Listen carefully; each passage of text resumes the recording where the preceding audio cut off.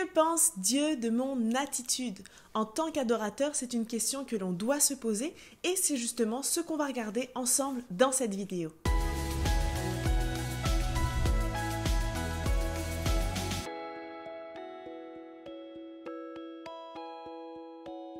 Salut tout le monde, c'est Sandra Kwame et vous êtes sur ma chaîne YouTube pour un mode de vie d'adoration. C'est un plaisir pour moi de vous retrouver pour cette nouvelle vidéo et on va parler de l'attitude de l'adorateur. Pourquoi est-ce qu'on parle de ce thème aujourd'hui?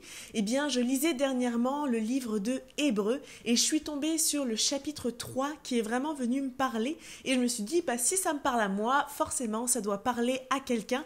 Donc, on va regarder tout de suite ensemble Hébreux chapitre 3 à partir du verset 7. C'est pourquoi prenez à cœur ce que dit l'Esprit Saint.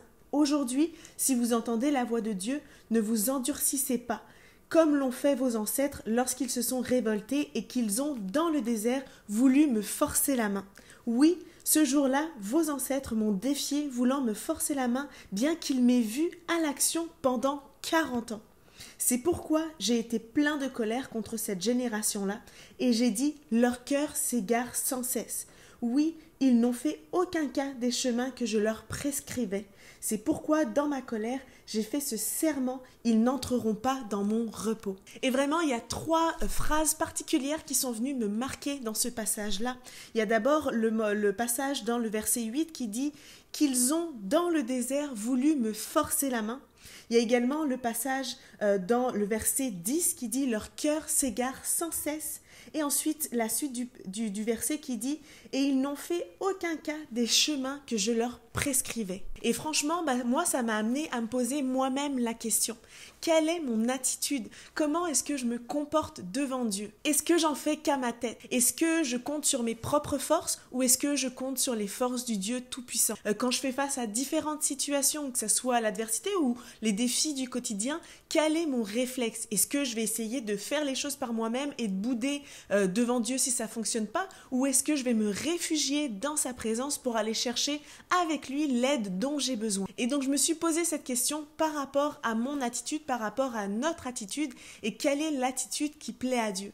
Et si on regarde justement dans le passage de Hébreux qu'on vient de lire, le Dieu à ce moment-là parle du peuple d'Israël qui lui a forcé la main, qui suivait pas forcément ses préceptes, qui endurcissait son cœur, alors que c'est fou parce que quand on lit l'Ancien Testament et en particulier le sujet de l'Exode, on peut voir à quel point Dieu a fait des choses extraordinaires pour le peuple d'Israël. Ça commence avec le fait qu'il les a délivrés de l'esclavage, qu'il a ouvert la mer en deux pour pouvoir les faire traverser et les sauver de l'armée égyptienne.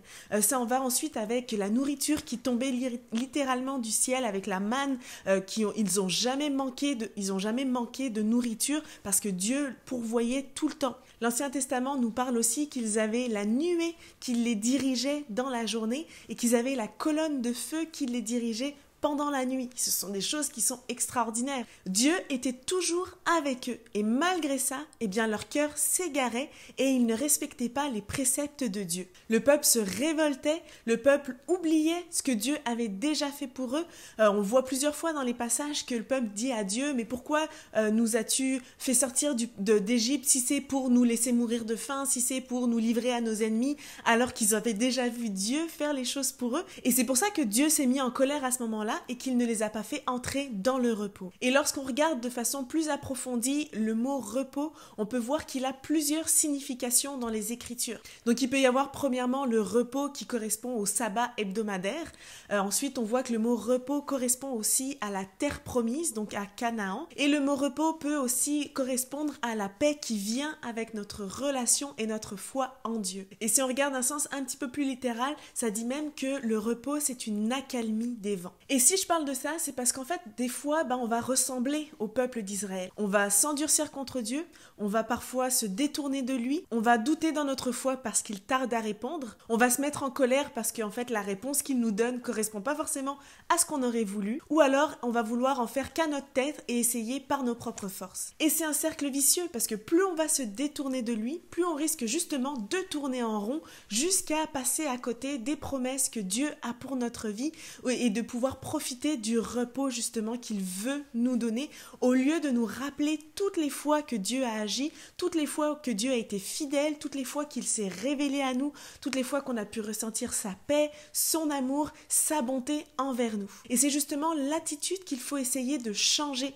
la mauvaise attitude, le mauvais réflexe qu'il faut qu'on arrête d'avoir, d'essayer toujours de lutter par nos propres forces, ou quand on voit que les choses ne se passent pas comme on aurait envie que ça se passe, de bouder littéralement, ou de se détourner de Dieu, au lieu de se prendre du temps avec lui et d'essayer de se rappeler toutes les promesses qu'il nous avait données, toutes les fois où on l'a vu à l'œuvre, toutes les fois où il nous a donné sa force. C'est ce réflexe-là qu'il faudrait avoir, c'est cette attitude-là de pouvoir dire « Malgré tout, Seigneur, je continue de t'adorer. Malgré tout, Seigneur, je continue de garder les yeux fixés sur toi parce que tu connais mieux que moi la situation, tu connais mon passé, tu connais mon présent, tu connais mon avenir et même là, en ce moment, au milieu de ma situation, tu as déjà les clés, tu as déjà la solution pour m'aider à m'en sortir.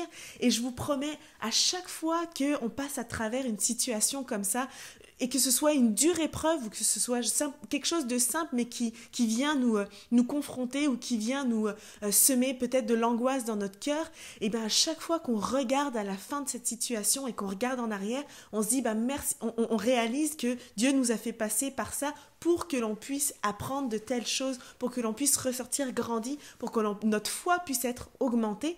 Et c'est pour ça que l'attitude doit être une attitude de foi au lieu d'être une attitude de plainte, de jérémiade, de se détourner de Dieu ou justement d'essayer de faire les choses par nous-mêmes, de se bâtir nos idoles au lieu de se consacrer et de garder notre foi en Dieu.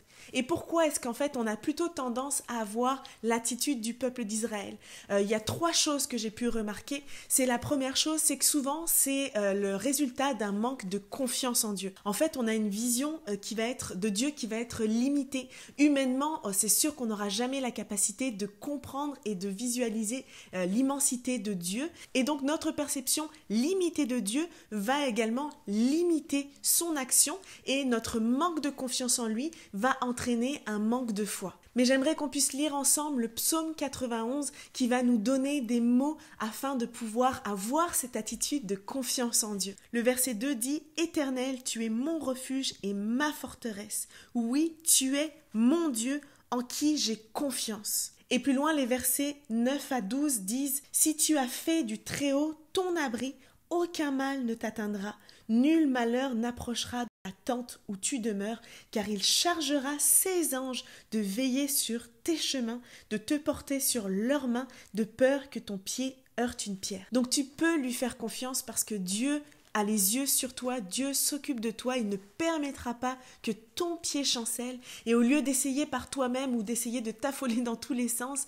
eh bien viens trouver ton refuge en Dieu et place ta confiance en lui. Ensuite, la mauvaise attitude correspond également à un manque de reconnaissance. On oublie ce que Dieu a déjà fait, on voit la situation actuelle et on oublie rapidement que Dieu a déjà été fidèle et que Dieu nous a déjà montré de quoi il était capable. Et je vous donne un exemple simple, quand on fait face à un défi au niveau de nos finances, j'imagine que c'est déjà arrivé à plusieurs, moi y compris, et ben dans ces moments-là, le réflexe, moi ça a été à chaque fois de m'inquiéter, de me dire comment est-ce que je vais faire, mais par contre, j'ai déjà vu tellement Dieu agir dans mes finances auparavant que je ne veux pas me dire « Oh ben Seigneur, je me retrouve encore dans cette situation, pourquoi tu m'as laissé encore arriver dans cette situation de problème financier ?» Mais plutôt me dire « Seigneur, je sais que tu as déjà pourvu, je sais que tu l'as déjà fait, tu m'as déjà montré que tu étais capable d'agir puissamment et miraculeusement au niveau de mes finances et je veux pouvoir te faire confiance à nouveau, je veux pouvoir mettre ma foi en action à nouveau parce que je t'ai déjà vu le faire et je sais que tu le feras encore. » Et je t'invite à déclarer ces paroles du psaume 31 avec moi à partir du verset 22 qui dit « Loué soit l'Éternel car il m'a témoigné son merveilleux amour lorsque j'étais dans une ville que l'on assiège. Désemparé, je me disais, il ne se soucie plus de moi, mais tu m'as entendu quand je te suppliais, quand je t'appelais à mon aide. » Ah oui, rappelle-toi que Dieu est le même hier, aujourd'hui et éternellement.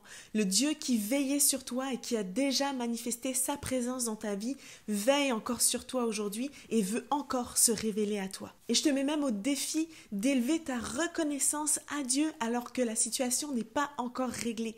De déjà lui dire merci pour la victoire qu'il va te donner ou pour les choses qu'il va faire alors qu'il n'a pas encore agi. Prends ce réflexe au lieu de te plaindre et au lieu de faire toujours la même prière en disant Seigneur j'ai besoin, et bien de pouvoir dire à Dieu Seigneur merci parce que je sais que tu vas agir, je sais que tu vas m'aider à trouver un travail, je sais que tu vas résoudre cette situation dans mon couple, je sais que tu vas m'aider avec mes enfants, je sais que tu vas m'aider dans cette situation financière, je sais que tu vas m'aider à pouvoir accomplir ce projet qui brûle sur mon cœur depuis longtemps. Seigneur, je te remercie d'avance parce que je sais que tu es un Dieu qui agit encore aujourd'hui et que là où moi, mes yeux peut-être te voient de façon limitée, eh ben je veux pouvoir mettre ma foi en action et voir toute l'immensité de ta puissance. Je t'invite vraiment à faire cette prière et à mettre cette foi en action et déjà d'élever ta reconnaissance envers Dieu. Et troisièmement, une des conséquences de notre mauvaise attitude, c'est que ça va amener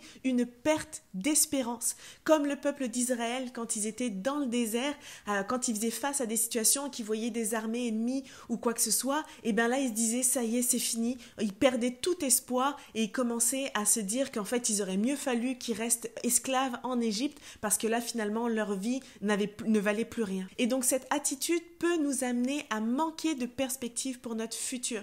Comme le peuple d'Israël, eh bien, on va commencer à se dire, je m'en sortirai jamais. Cette situation va m'achever. Je ne vais jamais me relever de toutes ces choses-là. Oh ben Dieu m'a abandonné, c'est bon, moi ça y est, j'arrête, ça vaut plus la peine et je laisse tomber. Mais si on regarde dans la Bible, toujours dans le psaume 31 au verset 4, ça dit « Oui, tu es pour moi un rocher et une forteresse.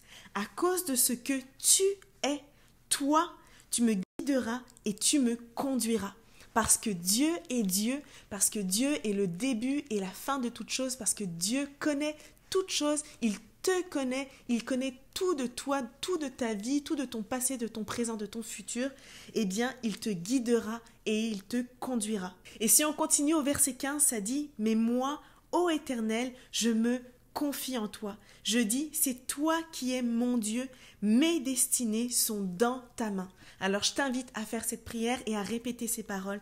Mes destinées sont dans ta main. Donc en terminant, j'aimerais te lire cette prière d'un auteur que j'aime beaucoup qui s'appelle Hayden Wilson Tozer et j'aimerais te mettre au défi de la faire avec moi aujourd'hui. Et voici ce qu'il dit. Parfois je me présente devant Dieu et lui dis, Dieu, à supposer que tu ne répondes plus jamais à aucune de mes prières pendant le reste de ma vie ici-bas, je continuerai néanmoins à t'adorer aussi longtemps que je vivrai et dans les siècles à venir, simplement pour tout ce que tu as déjà fait. Et vraiment, je veux pouvoir être capable de faire cette prière avec foi. Je veux être capable de dire à Dieu, même si tu ne répondais plus à aucune de mes prières, même si tu ne me donnais plus aucune de tes bénédictions, tu as déjà tellement fait pour moi que j'ai déjà suffisamment de raisons pour t'adorer et c'est ce que je veux faire pour le reste de ma vie. Alors vraiment que notre confiance ne puisse pas dépendre de ce que Dieu fait ou de ce qu'il ne fait pas, mais qu'elle puisse être solide parce que Dieu est et qu'il a déjà tout accompli. Rappelons-nous déjà tout ce que Dieu a déjà fait pour nous et gardons nos regards fixés sur lui. Alors merci d'avoir regardé cette vidéo, j'espère que vous avez été encouragés et gardez cette attitude de foi, de confiance en Dieu en tout temps. Soyez bénis.